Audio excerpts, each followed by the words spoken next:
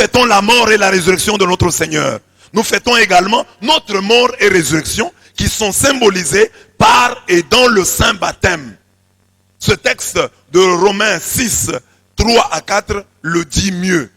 Ignorez-vous que nous tous qui avons été baptisés en Jésus-Christ, c'est en sa mort que nous avons été baptisés. Nous avons été plongés dans la mort du Christ. Nous avons donc été ensevelis avec lui par le baptême en sa mort, afin que, comme Christ est ressuscité des morts, par la gloire du Père, de même nous aussi, nous marchions en nouveauté de vie. Donc le baptême est un événement pascal. Quand vous êtes catholique, vous comprenez que quand on fête Pâques, on fête aussi notre baptême. Parce que Pâques, Jésus est mort, Jésus est ressuscité. Par le baptême, nous mourons aussi et nous ressuscitons. Pour commencer une nouvelle vie. Vous avez vu hier, le Christ ressuscité a une nouvelle vie. Je vous l'ai dit déjà le dimanche de Pâques. Pour vous dire, la résurrection n'est pas une réanimation. Jésus ressuscité est plus vivant, plus puissant, plus agissant, plus présent. Donc, la résurrection est une promotion, c'est une élévation. Alors nous aussi, nous nous rappelons que par le baptême, nous sommes morts. On nous a plongés dans la mort et par le même baptême, nous avons été ressuscités. Le baptême, c'est notre mort et notre résurrection. Le baptême est le sacrement de la nouvelle naissance dont nous parle l'évangile de ce jour. Cette nouvelle naissance-là, elle est symbolisée et réalisée dans le baptême. Et cette nouvelle naissance implique une nouvelle manière d'être au monde, une nouvelle manière de vivre. D'où notre thème, nouvelle naissance, nouvelle prière. Nouvelle naissance, nous tirons ce sous-point de l'évangile. Nouvelle prière, le sous-point est tiré de la première lecture. Premier point donc, commençons par la nouvelle naissance.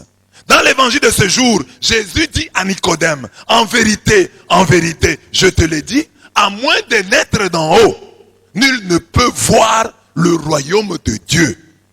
En vérité, je te le dis, à moins de naître d'eau et d'esprit, nul ne peut entrer dans le royaume de Dieu. Ce qui est né de la chair est chair. Ce qui est né de l'esprit est esprit. Ne t'étonne pas si je t'ai dit, il vous faut naître d'en haut. Jean 3, 5 à 7. Il faut donc naître de nouveau. Tu veux entrer au ciel? Passe d'abord par la nouvelle naissance. Naître de nouveau, c'est quoi? C'est se dépouiller du vieil homme. C'est revêtir l'homme nouveau. Ephésiens 4, 22 à 23. Naître de nouveau. C'est devenir une nouvelle créature. 2 Corinthiens 5, 17. Cette nouvelle naissance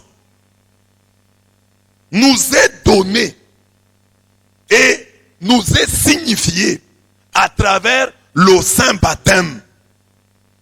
Le saint baptême qui est, d'après Tite 3,5, le bain de la régénération et de la rénovation. Par lequel, dit Tite 3,5, nous sommes sauvés. Nous sommes sauvés par le bain de la régénération et de la rénovation en l'Esprit Saint. C'est ça le baptême. Le baptême est une plongée totale ou partielle dans l'eau. Totale, c'est ça qu'on appelle immersion. Partielle, c'est ça qu'on appelle infusion. Dans l'eau. Là, nous sommes au niveau du symbolisme. Par laquelle, la plongée, par laquelle nous sommes remis à neuf. Transformés. C'est ça la rénovation. Nous sommes transformés. et qui nous permet de retrouver les qualités perdues. C'est ça la régénération. Quand on dit il a régénéré, ça, il avait par exemple un doigt qui était coupé. Quand le doigt repousse, il y a ce qu'on appelle la régénération. Alors, Saint Paul, écrivant à Tite 3,5, dit que le baptême est le bain à la fois de la rénovation et de la régénération. Alors, je donne deux exemples à travers la Bible qui peuvent nous aider à comprendre. Premier exemple, l'exemple de la rénovation. C'est Saül. Saül cherchait les brebis perdues de son père. Alors, il rencontre le prophète. Le prophète lui dit qu'il sera roi.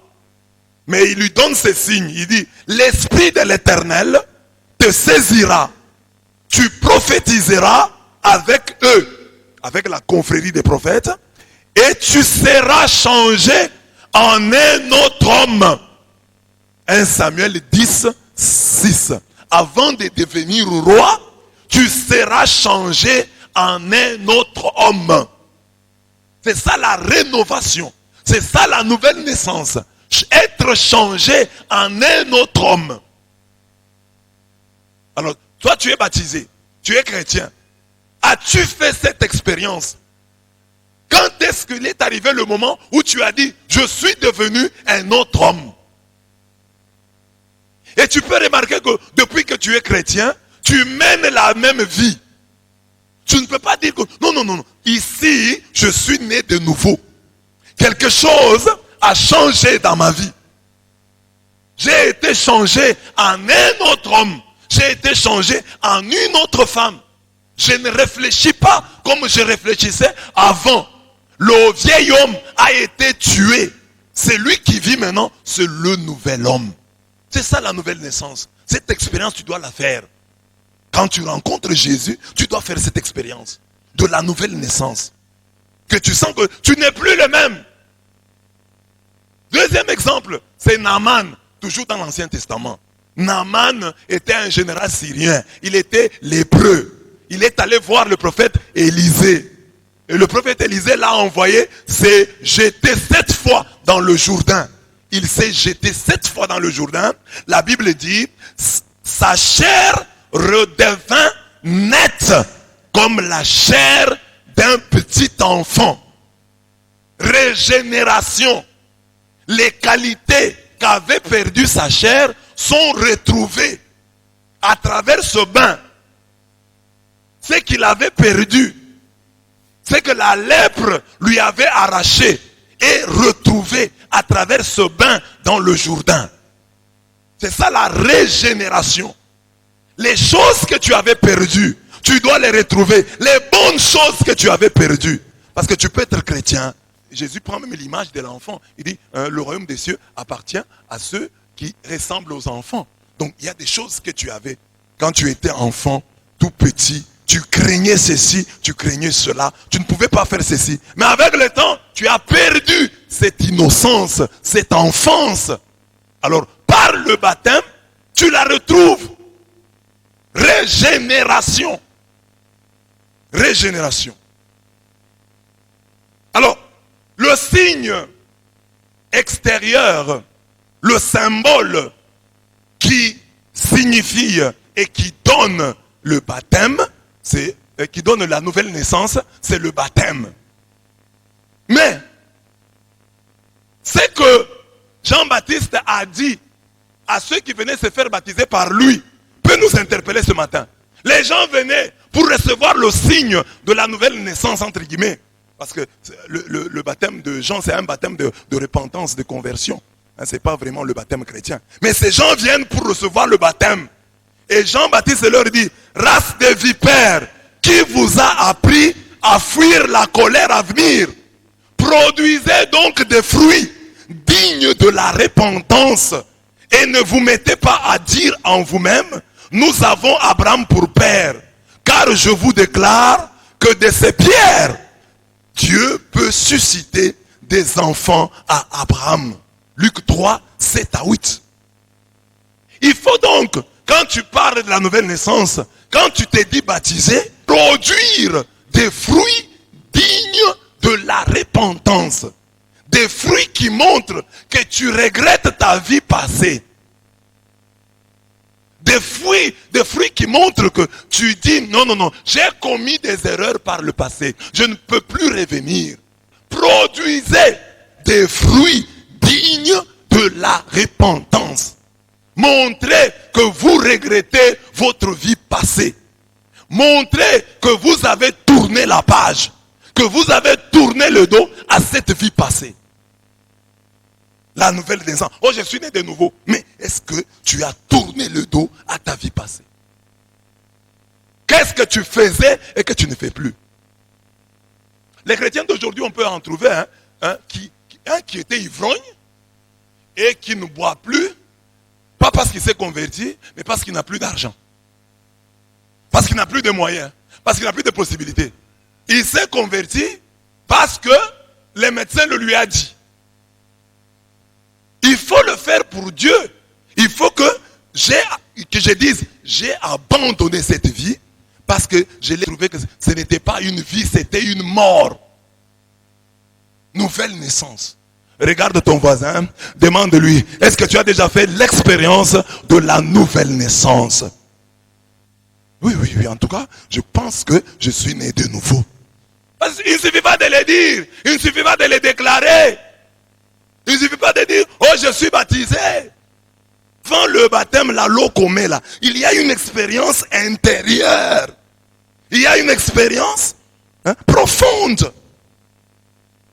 Parce que l'Église enseigne qu'il y a des gens sans recevoir le baptême de l'eau qui ont la réalité du baptême. C'est ce qu'on appelle le baptême du désir. Ou le désir, parce que ça se rapproche, le désir du baptême. Parce qu'un catéchumène qui suivrait la catéchèse pour recevoir le baptême et qui meurt pendant sa formation, l'Église considère qu'il a reçu le baptême. Il avait ce désir de baptême. Et ce désir de baptême tient le lieu de baptême. Comme il voulait. Maintenant je pose la question. Alors nous qui sommes des chrétiens baptisés, où sont dans nos vies les fruits de notre repentance? Les fruits de notre nouvelle naissance. Alors, j'ai pris ici quelques points qui montrent la nouveauté de vie du chrétien. Premier point, un nouveau père. Quand on est de nouveau, on a un nouveau père. Mieux, on retrouve son véritable père. Pour comprendre cela, lisons Jean 1, 12 à 13. À tous ceux qui l'ont reçu, la parole, à ceux qui croient en son nom, la parole a donné le pouvoir de devenir enfants de Dieu, lesquels sont nés, non du sang, ni de la volonté de la chair, ni de la volonté de l'homme, mais de Dieu. À ceux qui ont reçu le Verbe, à ceux qui ont reçu Jésus-Christ, Dieu a donné le pouvoir de devenir enfants de Dieu. Le pouvoir de devenir enfant de Dieu vous est offert quand vous croyez en Jésus-Christ. Le pouvoir de devenir enfant de Dieu. C'est-à-dire, quand vous devenez enfant de Dieu, donc Dieu devient votre Père. Mais alors, est-ce que c'est tout le monde qui a pour Père Dieu? Oui, Dieu est le créateur de tout le monde. Mais il y a un moment où Dieu devient votre Père. C'est quand vous croyez au Fils. Quand vous croyez en Jésus-Christ, que Dieu devient votre Père. Avant ça, il est votre créateur. Mais il devient votre Père quand vous croyez en Jésus-Christ. Mais alors, ceux qui ne croient pas en Jésus-Christ, qui sont-ils? Jésus dit en Jean 8, 44 à 47. Vous avez pour père le diable. Et vous voulez accomplir les désirs de votre père. Il a été meurtrier dès le commencement et il ne se tient pas dans la vérité parce qu'il n'y a pas de vérité en lui. Lorsqu'il profère le mensonge, il parle de son propre fond car il est menteur et père du mensonge. C'est lui qui est de Dieu. Écoute les paroles de Dieu. Vous n'écoutez pas parce que vous n'êtes pas de Dieu. Donc quand Dieu n'est pas votre père, qui est votre père? Le diable. Et qu'est-ce qu'il met en vous? Le meurtre et le mensonge. Alors regardez-vous, vous êtes chrétien. Est-ce qu'il y a en vous? Parce que ces gens se disaient fils d'Abraham, mais ils étaient prêts à tuer Jésus. Vous voulez me tuer pourquoi? Donc là, vous voulez accomplir les desseins de votre père. Si vous avez aussi des instincts de meurtre, vous voulez tuer les gens. Vous avez la haine des chrétiens qui disent facilement, moi tel, je peux le tuer. Moi tel, je peux le tuer. Non, alors, c'est ça. Votre père est le diable. Parce que le diable, il est meurtrier depuis le commencement. Je peux tuer quelqu'un. Je peux tuer quelqu'un. Quelqu'un dit ça. Moi, je peux tuer quelqu'un. Ah, tu peux tuer quelqu'un? Alors donc, tu es fils du diable, parce que le diable, ton père, il est meurtrier dès le commencement. Il tue, depuis toujours il tue. C'est lui qui était à l'origine du premier meurtre. Quand Caïn a tué Abel, c'est le diable qui était à la base. Il est meurtrier. Deuxièmement, il est menteur dès le commencement. Il est menteur et père du mensonge. Regarde dans ta vie. Il y a des mensonges. Tu vis dans le mensonge. Tu es un hypocrite. Tu as deux faces. Tu ne sais pas vivre dans la vérité. Et je vous ai toujours prêché ici que la vérité du chrétien consiste à confesser ses péchés. Quand un chrétien confesse ses péchés, il est vrai. Il est vrai. C'est-à-dire, il reconnaît que c'est un pécheur. Mais nous avons du mal à reconnaître nos péchés, à les confesser. C'est que nous préférons vivre dans le mensonge. Seul un homme né de nouveau peut dire en toute vérité, notre Père qui es aux cieux. Il y a beaucoup de chrétiens qui disent, oh j'ai prié, j'ai fait autant de notre Père, j'ai fait autant de Pater, et Dieu ne m'a pas exaucé. Est-ce que quand tu fais le Notre Père qui est aux cieux, Dieu est-il réellement ton Père? Dieu ne devient réellement ton Père que lorsque tu es né de nouveau. Lorsque croyant en Jésus-Christ, tu produis les fruits dignes de cette foi. Là, quand tu lèves les mains et que tu dis notre Père qui est aux cieux, Dieu te répond. Parce que tu es véritablement son fils, tu es véritablement sa fille. Ah, j'ai beaucoup prié. Tu pries comment? Tu dis notre Père. Alors que Dieu, lui, on ne peut pas le tromper. Il sait pertinemment bien que tu n'es pas son fils et qu'il n'est pas ton Père. Parce que pour être ton père, pour que toi tu sois son fils, sa fille, il faut que tu naisses de nouveau. Ce Père céleste est représenté sur terre par les pères spirituels que sont les hommes de Dieu, envers qui nous devons nous comporter comme Élisée envers Élie. Mon père, char d'Israël et son attelage et sa cavalerie. 2 Rois 2, 12. Quelqu'un peut dire façon, oh je suis né de nouveau. Mon père c'est Dieu. Mais les pères qui représentent son père, comment vis-tu avec eux?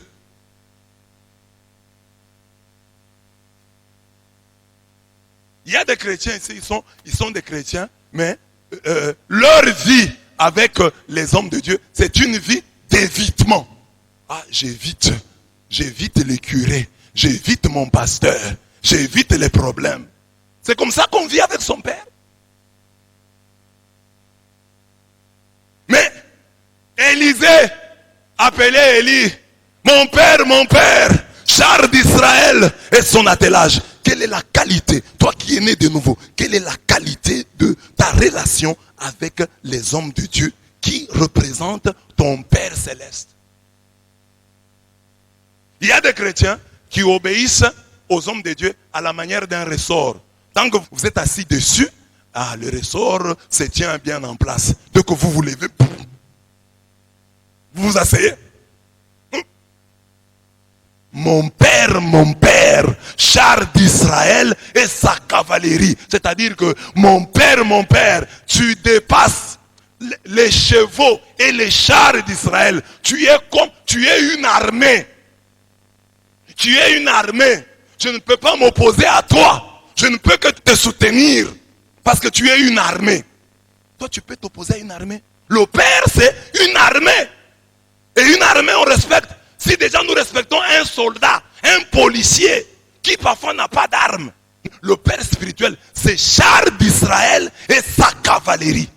Je suis né de nouveau. Mais le prêtre, je ne le considère pas. La parole du prêtre, je la méprise. Mais tu es né de nouveau. Hein? Parce que né de nouveau, c'est-à-dire ton papa là de la maison, pour qui tu avais du respect. Ah, tu as un autre papa ici à l'église. Je suis né de nouveau. Ah, j'ai un père céleste. Mais ce père céleste là, sur la terre, est représenté par le père, mon pasteur ici. Alors comment je vis avec mon pasteur? Relation d'évitement.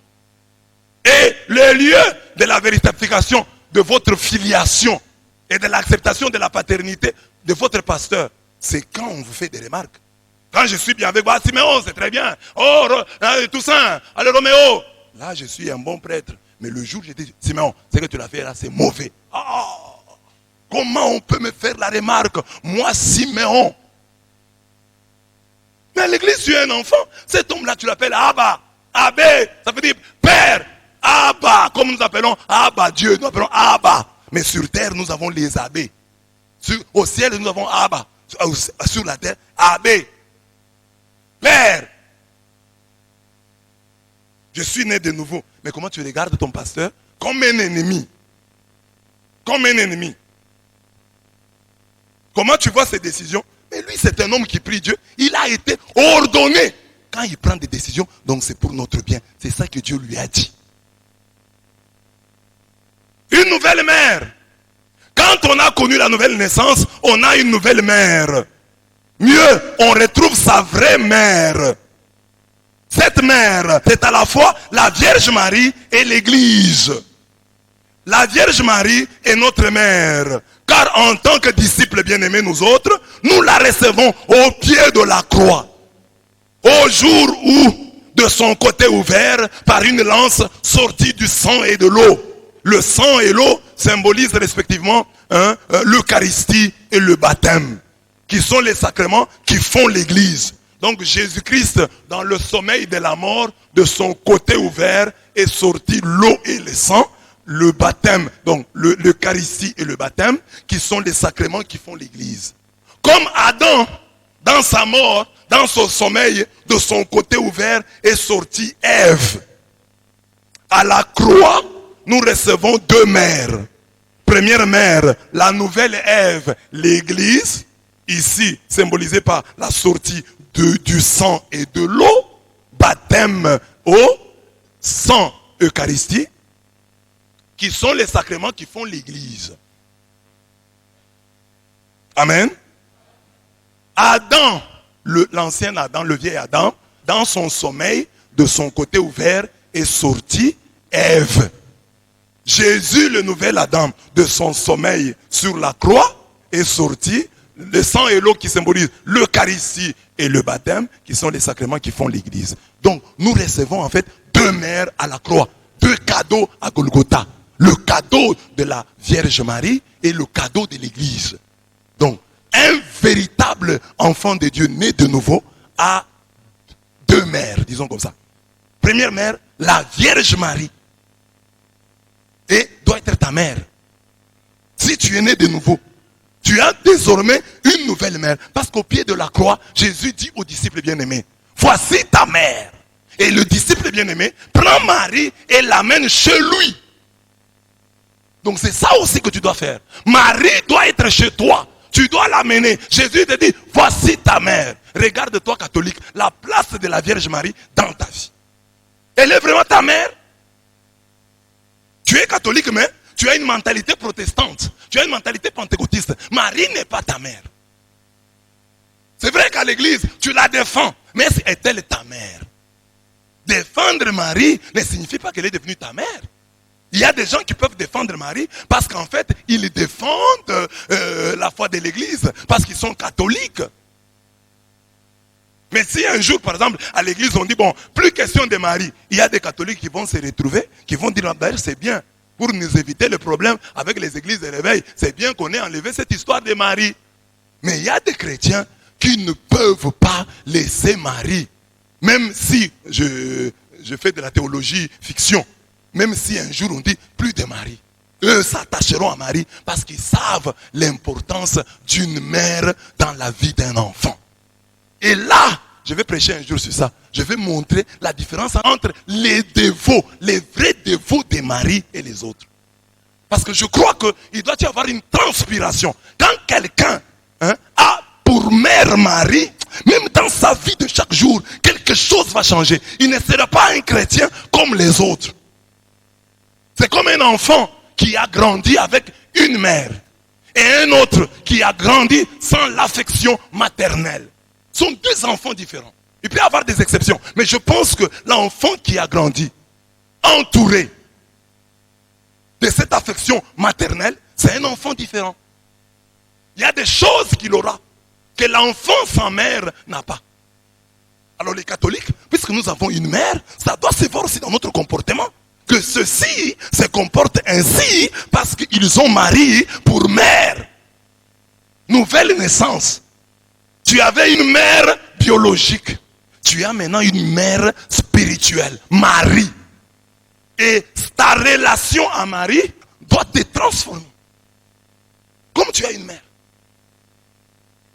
Alors nous avons Marie comme mère. Voici ta mère. Jean 19, 27. Mais la nouvelle mère que reçoit celui qui naît de nouveau et qui reçoit Jésus comme son Seigneur et son Sauveur, c'est aussi la Jérusalem d'en haut qui commence sur terre à travers l'Église. À travers l'Église commence la Jérusalem d'en haut. Mais la Jérusalem d'en haut est libre et elle est notre mère. Galates 4, 26. La Jérusalem d'en haut, qui est notre mère, commence sur terre à travers l'Église.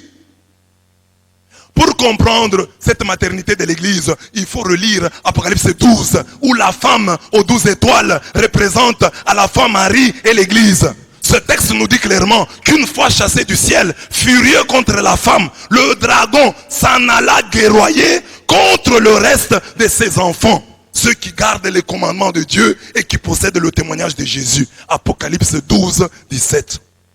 Celui qui est né de nouveau est à la fois fils de Marie et fils de l'Église.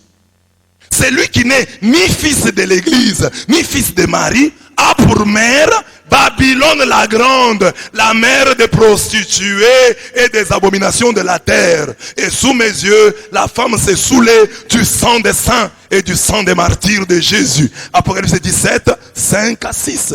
Quand quelqu'un n'a pas pour mère l'Église et Marie, sa mère c'est qui? Babylone la grande.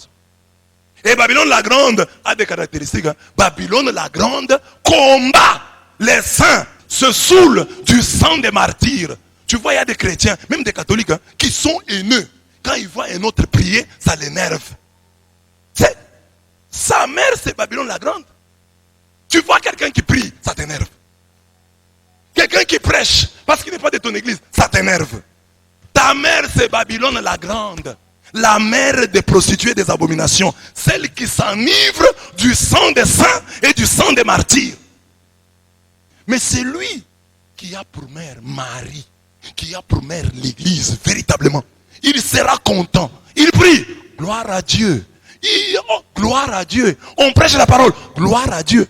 Mais quand tu te dis né de nouveau, tu vois les gens prier, ça t'énerve. C'est-à-dire que tu n'es pas encore né de nouveau. Parce que si tu es né de nouveau, quand on parle en bien de ta famille, tu es content. Quand on parle en bien de ton père, tu es content. Mais si toi tu dis, je suis né de nouveau, on parle de ton père, on parle de ton Seigneur, ça t'énerve, c'est que tu n'es pas né de nouveau. Amen. Amen. Comme nous sommes des catholiques ici, je l'ai déjà prêché ici plusieurs fois. J'ai dit ceci, papa, c'est mieux que quelqu'un soit même pentecôtiste plutôt qu'il soit fétichiste. Que quelqu'un soit branhamiste, mais quand même, parce que chez les branhamistes, là, on lui parle quand même de Jésus. Même s'il y a des erreurs par-ci, par-là. Mais quand même.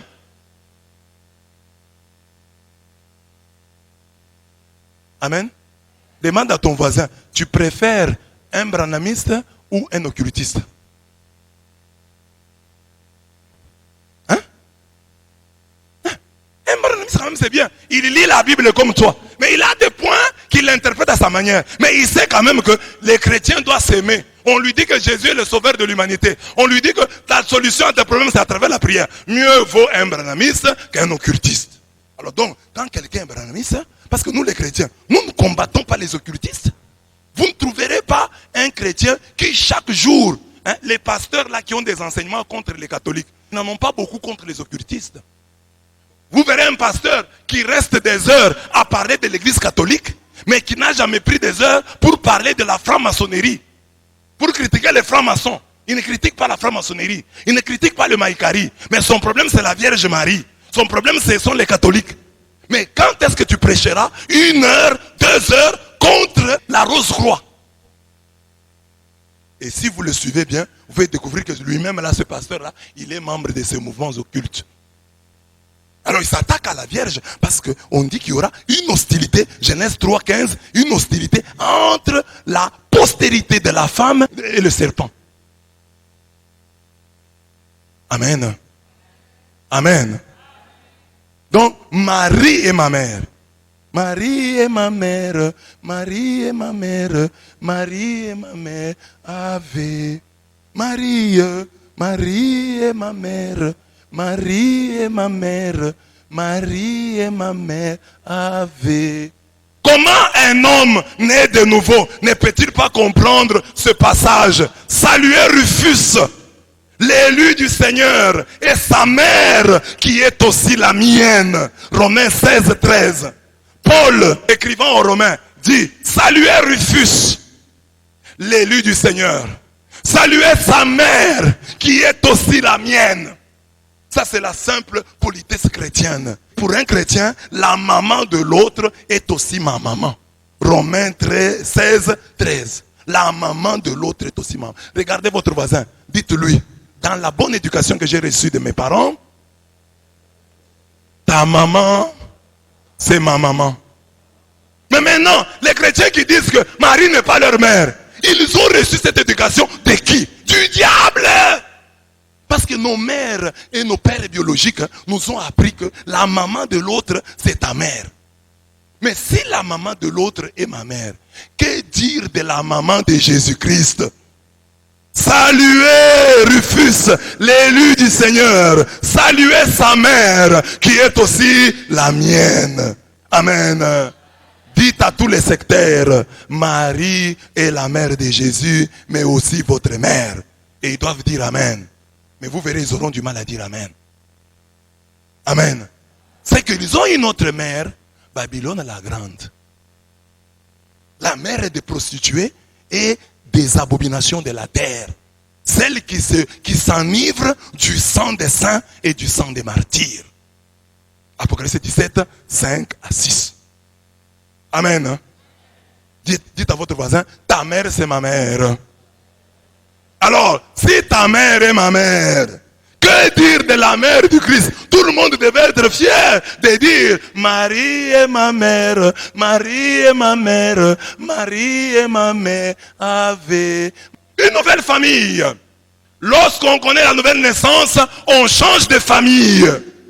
Puisqu'on a déjà retrouvé son véritable père et sa véritable mère, on reçoit par le fait même de nouveaux frères et de nouvelles sœurs. Quiconque fait la volonté de mon Père qui est aux cieux, celui-là m'est un frère et une sœur et une mère. Matthieu 12, 50. Ces nouveaux frères et sœurs nous sont donnés lorsque nous renonçons à nos tribus et à nos familles naturelles. Quiconque aura laissé maison, frères, sœurs, père, mère, enfants ou champs à cause de mon nom, recevra bien davantage et aura un héritage la vie éternelle. Matthieu 19, 29. Ces renoncements à nos frères et sœurs biologiques ne consistent pas à ne pas prendre soin d'eux, mais à placer désormais ces liens de sang au second plan. Ainsi donc, tant que nous en avons l'occasion, pratiquons-le bien à l'égard de tous et surtout lisons et surtout de nos frères dans la foi. Galates 6, 10. La famille est là. J'ai mon père, j'ai ma mère, j'ai mes frères, j'ai mes soeurs. Mais ces relations naturelles et biologiques passent au second plan.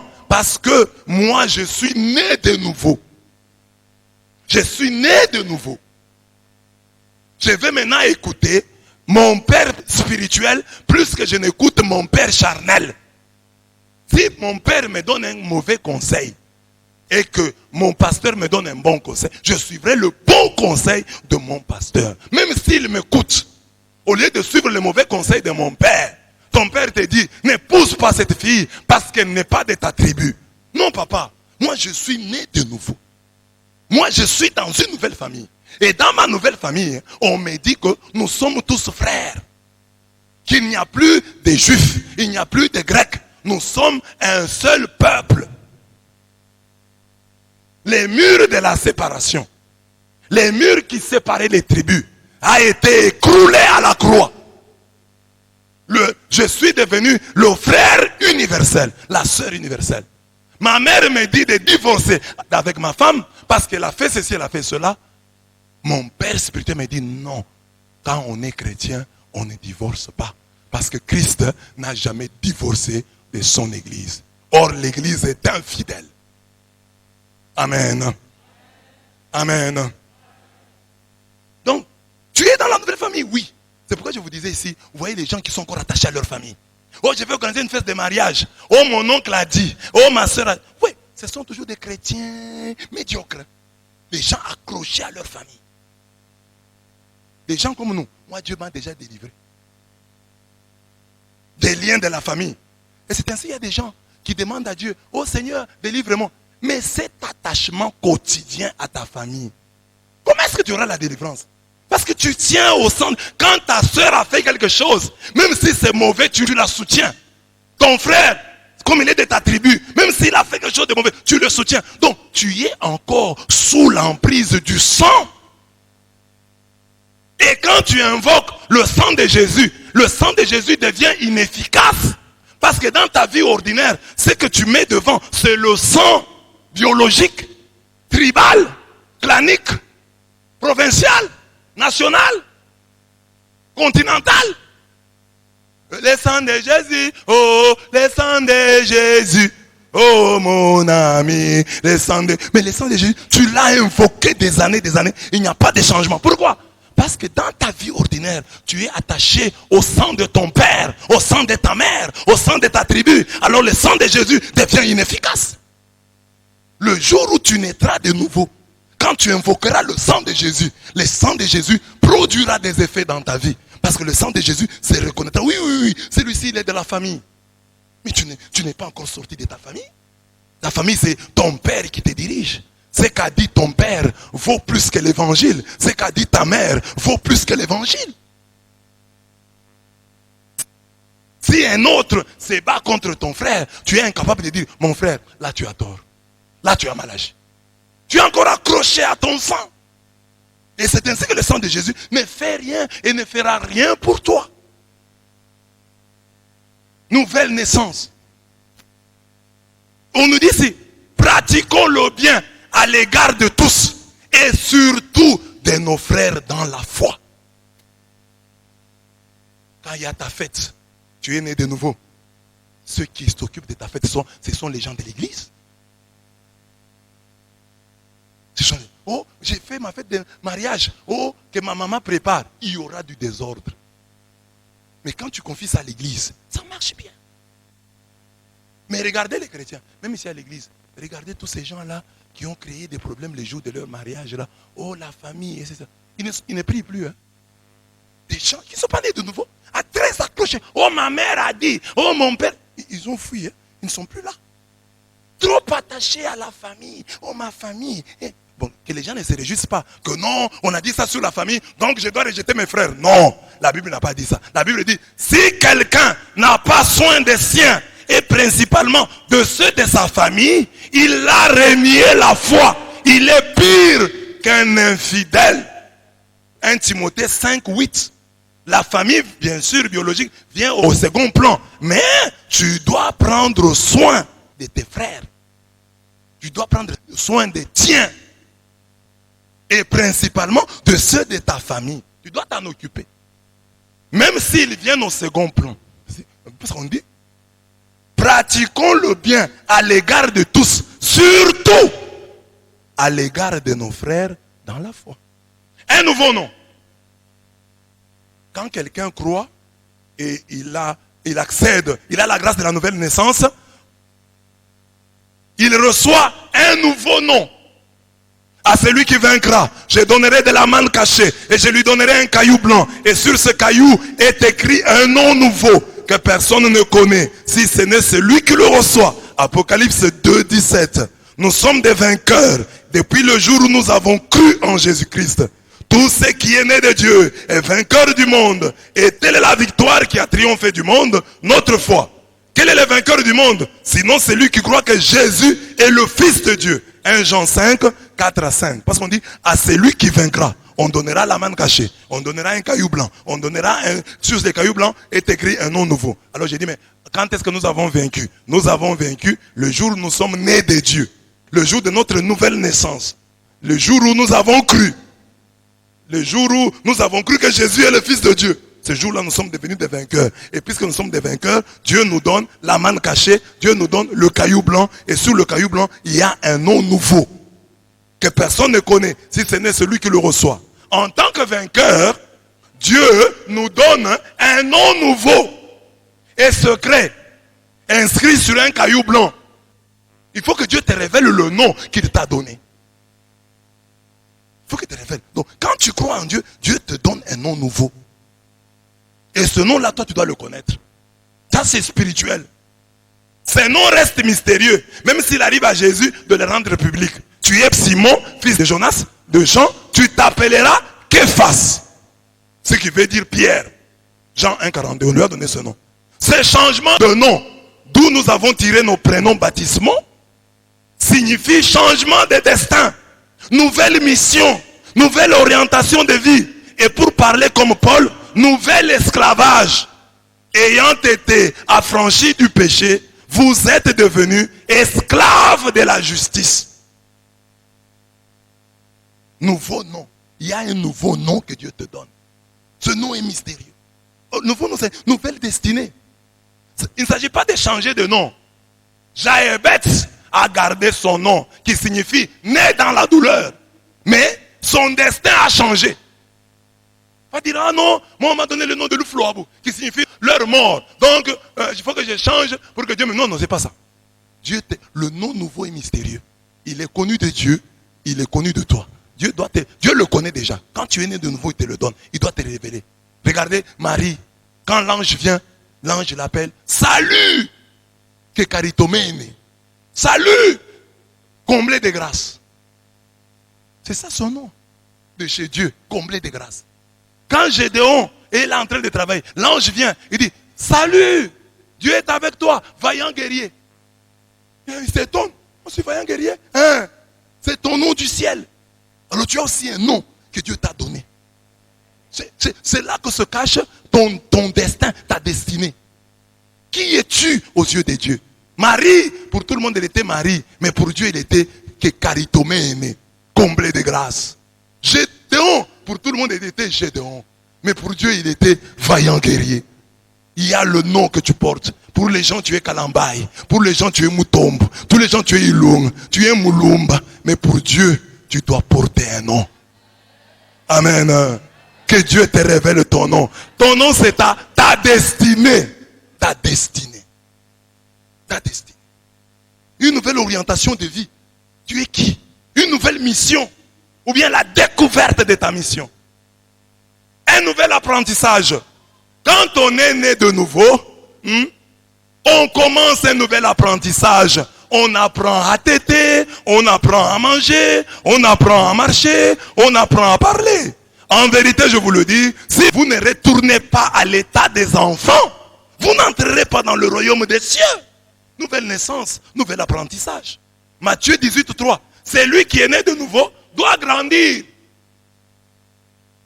C'est-à-dire que c'est un enfant qui doit grandir. C'est ce que nous dit l'épître aux Hébreux. En effet, alors qu'avec le temps, vous devriez être devenus des maîtres. Vous avez de nouveau besoin qu'on vous enseigne les premiers rudiments des oracles de Dieu. Et vous en êtes venus à avoir besoin de lait, non de nourriture solide. Hébreux 5, 12. Ce nouvel apprentissage se nomme renouvellement de l'intelligence. Ne vous conformez pas au siècle présent, mais soyez transformés par le renouvellement de l'intelligence afin que vous discerniez quelle est la volonté de Dieu, ce qui est bon, agréable et parfait. Romains 12, 2. Donc, quand on est de nouveau, on apprend. C'est comme ça que j'explique le don des langues. Le don des langues. Ils parleront des langues nouvelles. Ils parleront des langues nouvelles. Un enfant, il a une grande capacité d'apprentissage. Si vous prenez un enfant aujourd'hui, vous l'amenez aux États-Unis, il va parler l'américain. Vous l'amenez à Londres, il va parler l'anglais. Vous l'amenez en France, il parlera français comme un français. Vous l'amenez en Espagne, il parlera espagnol comme un espagnol. Mais nous, les grandes personnes là, on vous amène aujourd'hui en Angleterre, vous parlerez anglais comme un Congolais. Vous aurez toujours l'accent. La preuve est que les Balouba qui sont à Kinshasa depuis des années, ils ne connaissent toujours pas les Lingala. Dit Liboulou, il dit Djuboulou. Li, il dit Li. Li, il dit Li. Liboulou, Djuboulou. Liboulou Yazelo, Djuboulou Yanzelo. Parce qu'il est allé à Kinshasa déjà vieux. Et Jésus dit, il faut redevenir enfant. Commencez à apprendre. C'est ça, devenir disciple. Faites de toutes les nations mes disciples, mes élèves. Quand vous avez une assemblée, des gens qui se considèrent comme des adultes, qui sont à l'université, l'église ne marchera pas. L'église, c'est quand chacun dit, ici je suis devenu un bébé. Je dois apprendre. Je dois apprendre. Et j'ai fait cette expérience, c'est une belle expérience. Moi j'étais en Espagne, où j'étais étranger, ne connaissant pas la langue. J'ai compris. Donc même l'homélie, je faisais des courtes homélies comme ça, parce que je ne connaissais pas la langue. Quand je me trouvais devant les gens, je ne parlais pas beaucoup, je ne connais pas la langue. Je dois apprendre, je dois réfléchir. Je dois apprendre. J'ai acheté des livres où on vous apprend le vocabulaire à travers les images. On dessine un truc, on met le nom. Et j'ai acheté ces livres-là, des enfants de l'école maternelle pour apprendre l'espagnol. C'est comme ça. Tu deviens un petit. Tu es réduit à ta plus simple expression. Alors la même chose aussi, quand tu es né de nouveau, tu viens à l'église ici, c'est pour apprendre. Tes connaissances là, tu les laisses dehors. C'est ça les meilleurs chrétiens que vous avez à l'église. Quand vous avez des gens qui sont nés de nouveau, qui ont compris qu'ici nous sommes des enfants, nous sommes des élèves, nous sommes venus apprendre.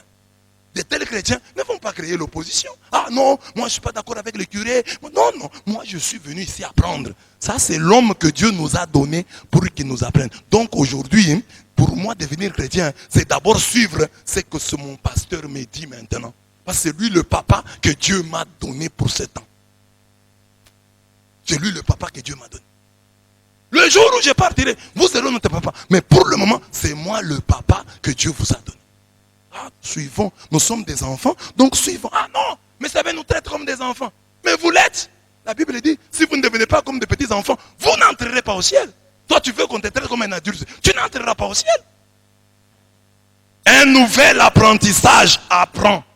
Apprends. Tu viens à l'église pour apprendre. Tu es un apprenti. Faites de toutes les nations des apprentis. Faites de toutes les nations les élèves.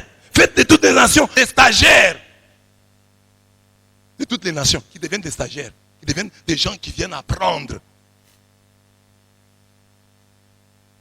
La prière de l'homme nouveau. Parce que j'ai dit, mon thème c'est nouvelle naissance, nouvelle prière. Dans la première lecture, on nous présente la prière que firent les apôtres lorsqu'ils se rendirent compte pour la première fois de la persécution dont ils allaient souffrir de la part des grands prêtres et des anciens. Lisons cette prière. Maître, c'est toi qui as fait le ciel, la terre, la mer et tout ce qui s'y trouve. C'est toi qui as dit par l'Esprit Saint et par la bouche de notre Père David, ton serviteur. Pourquoi cette arrogance chez les nations, ces vains projets chez les peuples? Les rois de la terre se sont mis en campagne et les magistrats se sont rassemblés de concert contre le Seigneur et contre son oint. Oui, vraiment, ils se sont rassemblés dans cette ville contre ton saint serviteur Jésus que tu as oint. Hérode et Ponce Pilate avec les nations païennes et les peuples d'Israël pour accomplir tout ce que dans ta puissance, dans ta sagesse, tu avais déterminé par avance. À présent donc, Seigneur, considère leurs menaces et afin de permettre à tes serviteurs d'annoncer ta parole en toute assurance, étends la main pour opérer des guérisons, signes et prodiges par par le nom de ton saint serviteur, Jésus. Acte 4, 24 à 31. De cette prière, nous retenons 3 choses. Première chose, l'homme nouveau prie avec le vieux texte. L'homme nouveau prie avec les vieux textes. Dans cette prière, les apôtres prient avec les psaumes. Ils prient avec le psaume 146, 5 à 6. Heureux qui a l'appui du Dieu de Jacob et son espoir en Yahweh son Dieu. Lui qui a fait le ciel et la terre, la mer et tout ce qu'il renferme. C'est ce qu'ils disent, non? Ils ont dit quoi? Maître, c'est toi qui as fait le ciel, la terre, la mer et tout ce qui s'y trouve. Donc ils reprennent là le psaume 146, 5 à 6. Ils prient aussi avec le psaume 2 que nous avons repris aujourd'hui. Vous voyez l'église catholique, quand on lit un psaume, ne pensez pas que c'est au hasard. Hein? On l'a choisi comme ça. On a étudié. Vous voyez le lien entre cette prière des Actes des Apôtres 4 et le psaume 2 qu'on a lu aujourd'hui. Pourquoi ces nations qui remuent, ces peuples qui murmurent en vain, des rois de la terre s'insurgent, des princes conspirent contre Yahweh et contre son Messie? Nous voyons ça dans la prière. Qu'est-ce qu'on dit là? C'est toi qui as dit par l'Esprit Saint et par la bouche de notre Père David, ton serviteur. Pourquoi cette arrogance chez les nations, ces vains projets chez les peuples? Les rois de la terre se sont mis en campagne et les magistrats se sont rassemblés de concert contre le Seigneur et contre son oint. Donc les apôtres prient avec le vieux texte, avec les psaumes. L'homme nouveau traîne toujours avec lui une tradition. Le verbe latin c'est tradere, traîner. Il s'inscrit dans une tradition. Il connaît les Écritures. Il prie avec les psaumes. Tu es chrétien, prie aussi avec les psaumes. C'est ça la prière de la famille. N'invente pas la roue. La roue a déjà été inventée. Prie, c'est bien de prier avec tes mots, mais prie aussi avec les Écritures. Prie avec les psaumes. Ces psaumes-là rappellent des choses à Dieu. Quand tu pries avec le psaume 2, Dieu se souvient de David. Dieu se souvient des apôtres. Acte 4. Donc il faut prier avec les psaumes. Ne néglige pas la prière des psaumes. Ne pense pas que la meilleure prière, c'est celle que toi tu fais avec tes propres mots. Prie avec les psaumes. Inscris-toi dans une tradition. Tu n'es pas le premier croyant. Avant toi, des gens ont cru en Dieu. Avant toi, les gens ont chanté la gloire de Dieu. Ils ont touché le cœur de Dieu. Ils ont secoué le trône de Dieu. Alors, avec des mots, avec des paroles, tu veux apprendre à prier. Prie avec les mots des Écritures. Prie avec les mots de la tradition. Les laudes, c'est quoi? Les laudes, c'est la prière des psaumes. La prière ici, que les apôtres font, ils font leur prière, mais à l'intérieur de leur prière, ils se plaignent des paroles tirées des psaumes. L'homme nouveau ne prie pas trop pour lui-même. Il est altruiste, même dans ses prières. Il ne se lève pas et dit, Seigneur, que nos ennemis périssent. Seigneur, que nos ennemis, c'est pas quoi. Ou Seigneur, donne-nous l'argent. Et il dit seulement, étends ta main. Produis des guérisons, produis des signes, produis des prodiges. Ça leur fermera la bouche. Plus ils nous combattent, plus toi tu produis des guérisons, des signes et des prodiges, plus ils se tairont, moins ils parleront. Oh Seigneur, mon Dieu, les gens me combattent, que mes ennemis soient calcinés, que mes ennemis meurent. Non, produis pour moi des guérisons, des signes et des prodiges. Et c'est ça qui leur bouclera le bec, c'est ça qui leur fermera la bouche. Des guérisons, des signes et des prodiges. Étends ta main et produis guérison, signes et prodiges. C'est ça. Par le nom de ton saint serviteur, tu passes ton temps inutilement à entendre, oh Seigneur, mes ennemis, que mes ennemis périssent, que mes ennemis soient enlevés, que mes ennemis quittent le point, que mon ennemi soit muté, que mon ennemi soit renvoyé. Non, tu passes ton temps. Demande pour toi et pour l'église des guérisons, des signes et des prodiges. C'est ce que je vous dis souvent, ne vis pas contre, vis pour. toute ta vie, oh je combats, je me bats contre tel, je me bats contre... Non! Vis pour. Prie pour qu'il y ait des guérisons. Prie pour qu'il y ait des signes. Prie pour qu'il y ait des prodiges.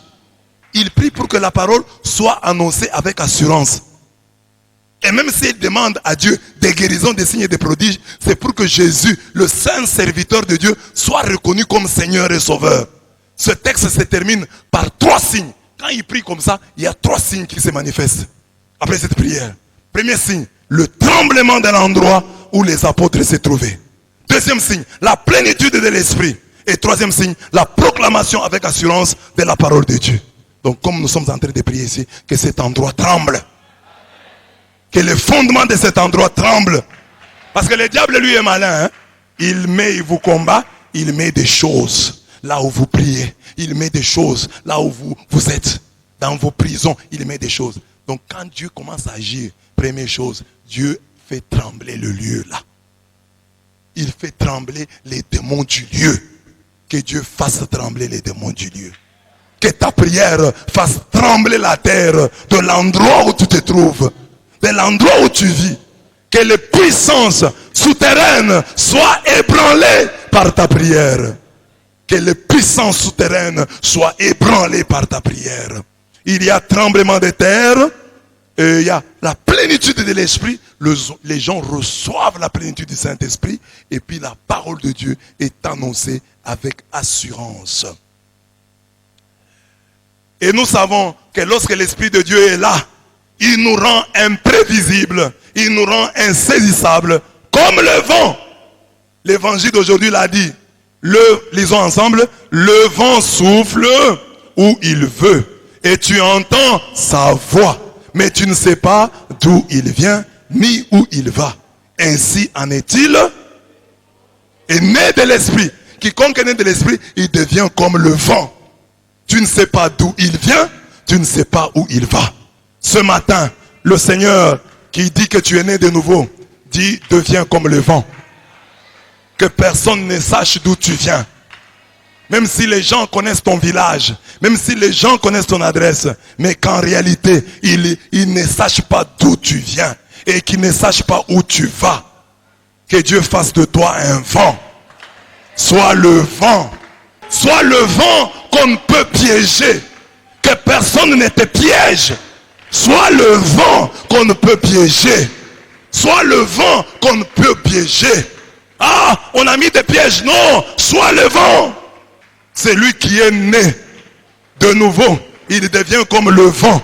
Il devient insaisissable. Il devient imprévisible comme le vent. Le vent qu'on ne peut piéger. On ne va pas le piéger. Ah, les gens vont dire, il est de là. Mais en réalité, il n'est pas de là. Il vient de Dieu. Oh, il est de telle tribu. Non, tu ne sais pas d'où il vient. Oh, il va là-bas. Tu ne sais pas où il va. Tu deviens imprévisible. Tu es né de nouveau. Sois imprévisible. Sois insaisissable. Ce sont les fruits de la nouvelle naissance. Cette insaisissabilité, cette imprévisibilité, tu dois l'avoir. Oh, on va faire ceci, on va l'avoir. Non! Que personne ne puisse t'avoir. Oh, je vais l'avoir. Oh, je t'aurai un jour. Non, tu es né de nouveau. Tu es comme le vent. Que personne ne puisse t'avoir. Que personne ne puisse t'avoir. Vous voyez, par exemple, on peut prendre le vent, le mettre dans un pneu, dans un ballon. Mais on croit qu'on a enfermé le vent. Mais chaque jour, le vent ne cesse. L'air qui est dans le pneu ne cesse de s'échapper. À chaque minute, ça peut traîner, mais chaque jour, il y a toujours du vent qui s'échappe. Le vent est insaisissable. Il s'échappe toujours. Et un jour, les pneus éclatent et l'air s'en va. C'est ça toi. Quand tu es né de nouveau, tu deviens comme le vent. Que Dieu bénisse sa parole dans ton cœur.